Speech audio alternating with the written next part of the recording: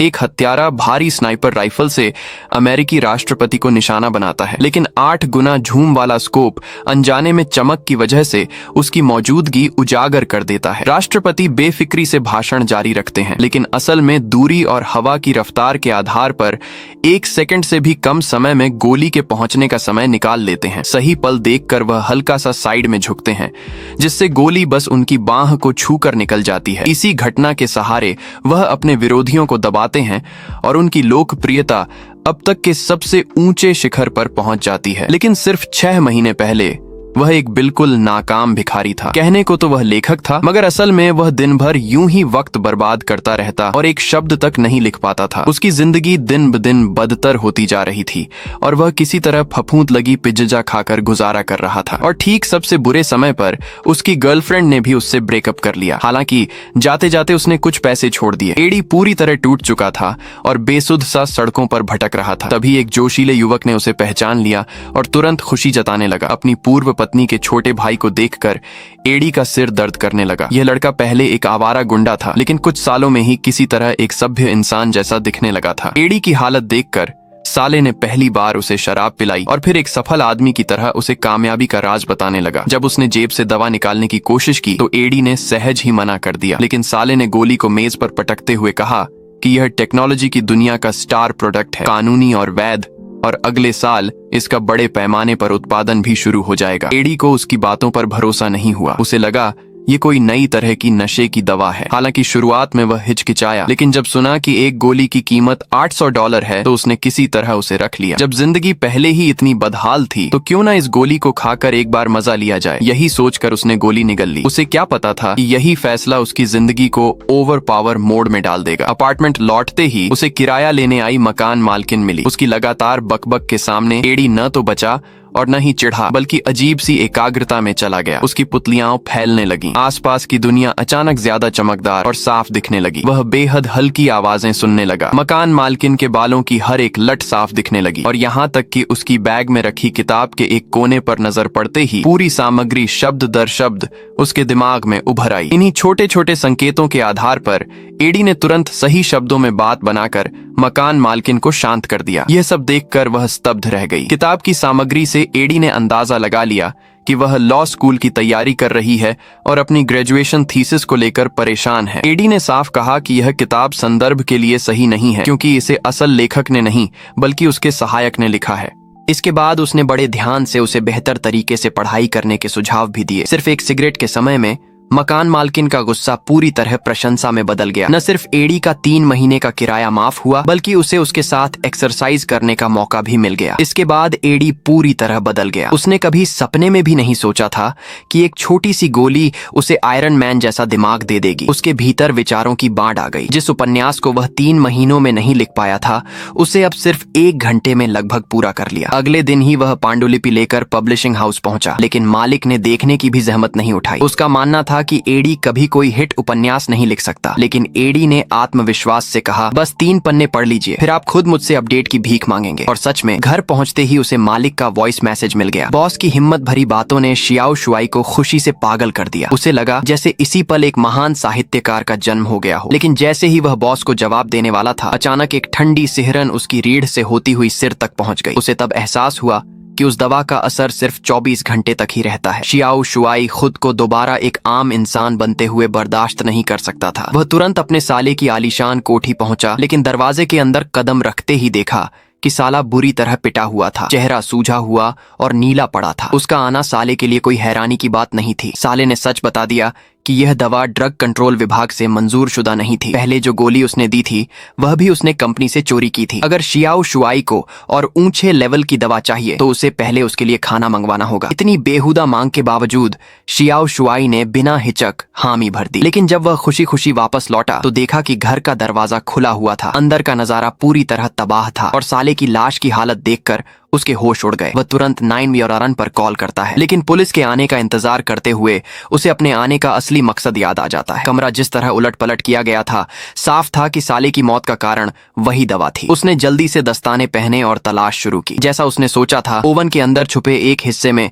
उसे डॉलर की गड्डियां और दवाइयों से भरा पूरा पैकेट मिला। मात्रा इतनी थी कि वह आराम से 1 साल तक दवा ले सकता था। थाने में उसने दवाइयों का जिक्र तक नहीं किया, लेकिन जब वह घर की ओर लौट रहा था तो उसकी बेपरवाह चाल से ही समझ आ जाता है कि उसने क्या फैसला कर लिया है। बस एक पल में शियाओ शुआई ने अपनी पूरी जिंदगी की योजना बना ली। उसने सबसे पहले एक महंगा हेयर स्टाइल बनवाया, एक अमीर आदमी का क्लासिक लुक। 4 दिनों में अपनी दूसरी किताब पूरी कर ली। 3 दिन में पियानो सीख लिया। थोड़ी सी विदेशी भाषा सुनकर ही बार में जाकर विदेशी लड़की को पटाया और अपनी जबरदस्त गणना शक्ति को सीधे कसीनो में आजमाया। अब शियाओ शुआई पूरी तरह ओपन मोड में था। किसी भी क्षेत्र के विशेषज्ञ के सामने वह पूरे आत्मविश्वास से बातें कर सकता था। लेकिन यह सब उसका असली सपना नहीं था। उसका अंतिम लक्ष्य था अमेरिका का राष्ट्रपति बनना। इसके लिए बहुत सारा पैसा चाहिए था, और पैसा सबसे तेज कहां से आता है? या तो अपराध से या शेयर बाजार से। उसने सूदखोर से $1 लाख उधार लिए और एक ब्रोकरेज कंपनी में काम शुरू कर दिया। दवा की मदद से वह शेयर बाजार के आंकड़ों की पागलों की तरह गणना करने लगा। सिर्फ 1 हफ्ते में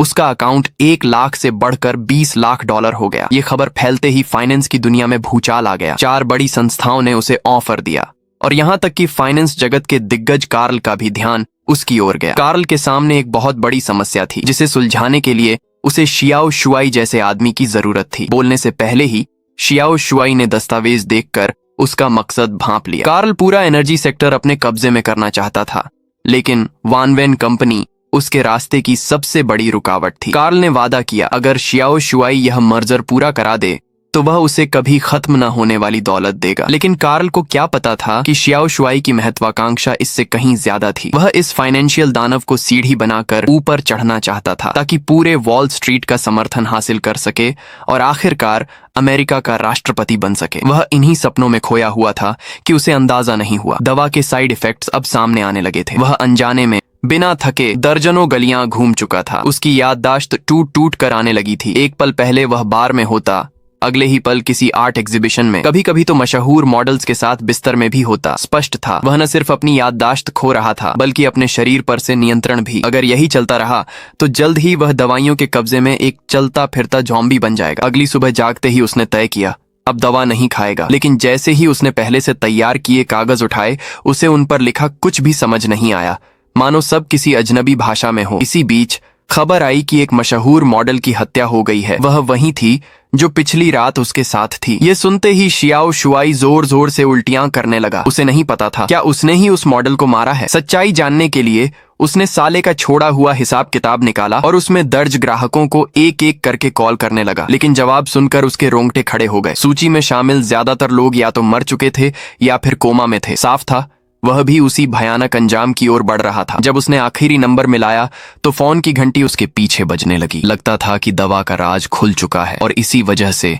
अब उसकी जान लेने की कोशिश की जा रही थी। सौभाग्य से शियाओ शुआई वह किसी तरह टैक्सी में छिप गया, तभी जाकर उसकी जान बची। उसी पल उसने अचानक अपनी पूर्व पत्नी को देख लिया, लेकिन उसका डरावना चेहरा देखकर वह वहीं डर के मारे पेशाब कर बैठा। दरअसल उसकी पूर्व पत्नी ही सबसे पहली थी जिसने यह गोली खाई थी। जब उसे लगा कि हालात ठीक नहीं हैं, तो उसने तुरंत दवा लेना बंद कर दिया और उसी का नतीजा उसकी मौजूदा हालत थी। ये बातें सुनकर शियाओ शुआई डर तो गया, लेकिन वह इतनी आसानी से हार मानने वाला नहीं था। जैसे ही वह एक गोली खाने ही वाला था, तभी अचानक वही सूदखोर गुंडे सामने आ गए जिन्होंने उसे पैसे उधार दिए थे। सच कहें तो शियाओ शुआई भी हद से ज्यादा लालची था। करोड़ों कमा लेने के बाद भी पहले एपिसोड के $10,000 का कर्ज अब तक नहीं चुकाया था, इसलिए उसकी पिटाई होना तय थी। इसी दौरान गुंडों की नजर जमीन पर गिरी गोली पर पड़ गई, लेकिन गुंडा उससे भी ज्यादा निर्दयी निकला। उसने बिना कुछ सोचे गोली उठाकर निगल ली। पैसे वसूल करने के बाद वह शान से वहां से चला गया। अब बिना दवा के शियाओ शुआई पूरी तरह थक चुका था। वह घिसटता हुआ अपनी गर्लफ्रेंड के ऑफिस पहुंचा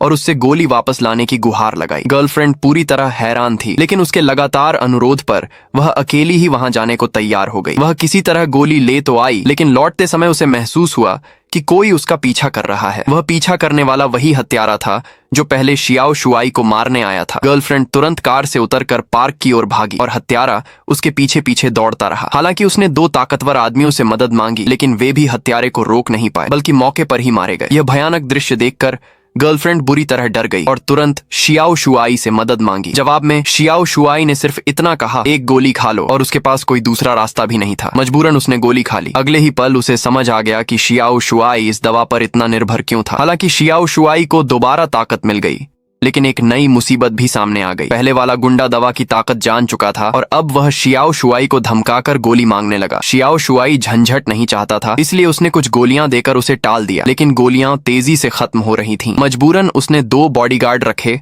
और एक बेहद सुरक्षित सेफ हाउस में रहने लगा। सारी तैयारी पूरी करने के बाद ही वह अपने राष्ट्रपति बनने के सपने पर पूरा ध्यान दे सका। आने वाले दिनों में उसने अपने बॉस के लिए एक के बाद एक बड़े प्रोजेक्ट पूरे किए और खुद भी बेहिसाब पैसा कमाया। दवा की लगातार सप्लाई के लिए उसने भारी कीमत देकर एक लैब भी खरीद ली। दवा की ताकत से उसने बॉस को प्रतिद्वंद्वी कंपनियों को खत्म करने में मदद की और ऊर्जा उद्योग में एक दिग्गज बन गया। वह कार्ल को भी समझ आ गया कि शियाओ शुआई जैसे इंसान को ज्यादा दिन दबाकर नहीं रखा जा सकता। एक दिन वह उसका प्रतिद्वंद्वी बनेगा। लेकिन कार्ल की सोच छोटी थी, क्योंकि शियाओ शुआई का असली लक्ष्य अमेरिका का राष्ट्रपति बनना था। हालांकि इस समय वह एक हत्या के केस में फंस गया था। आरोपों से बचने के लिए उसने अंडरवर्ल्ड के सबसे महंगे और चालाक वकील को हायर किया। कहना पड़ेगा, वकील अपने नाम के लायक था। उसने जल्दी ही शियाओ शुआई को बरी करवा दिया। वह आखिरी समझौते पर दस्तखत करने कंपनी पहुंचा, लेकिन वान लॉन्ग कंपनी का मालिक वहां मौजूद नहीं था। जब वे उसकी पत्नी को कार तक छोड़ने गए,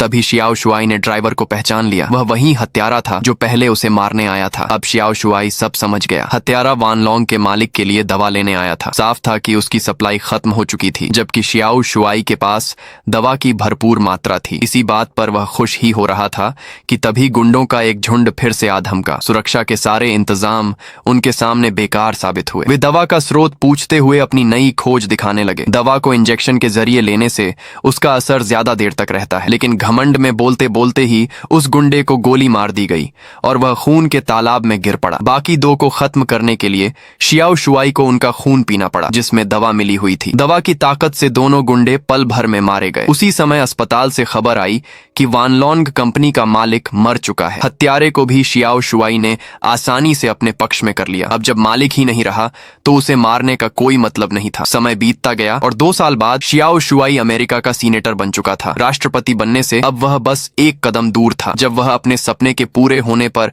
आत्मविश्वास से भरा था, तभी कार्ल अचानक उसके ऑफिस में आया। लेकिन वह धन्यवाद देने नहीं आया था, बल्कि एक चौंकाने वाला सच लेकर आया। उसने बताया कि उसने एक दवा कंपनी खरीद ली है, वही कंपनी जहां यह गोली बनाई जाती थी। उसने चुपके से शियाओ शुआई की लैब भी बंद करवा दी थी और कहा कि अब वह उसे अनगिनत गोलियां देगा।